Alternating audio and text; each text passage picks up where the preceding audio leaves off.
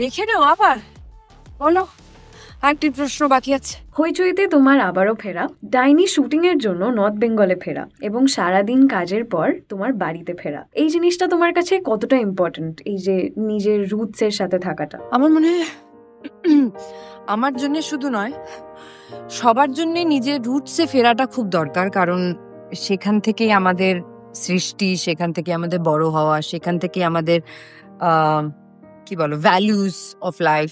So আমরা shooting এর জন্য আবার নর্থ বেঙ্গল গেছিলাম।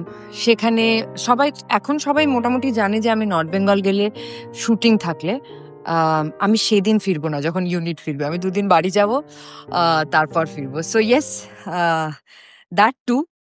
I am getting late, follow me.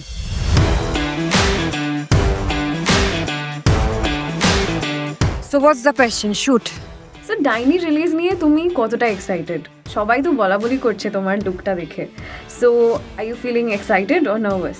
আমি এক্সাইটেডের চেয়ে বেশি আই এম কোয়াইট নার্ভাস। কারণ কি, দর্শকের এখনো মনে হয় এত বছর পর যে দর্শকের জন্য যখন কিছু তৈরি করা হয়, সেটা যতক্ষণ দর্শকের কাছে পৌঁছে যায় না আর তারা তাদের ভার্ডিক্টটা না দেয়, ততক্ষণ একটা নার্ভাসনেস থাকে, একটা জিটারি ফিলিং থাকে, you have butterflies in your stomach. So still that happens and আমার মনে হয় দ্যাটস আ গুড থিং।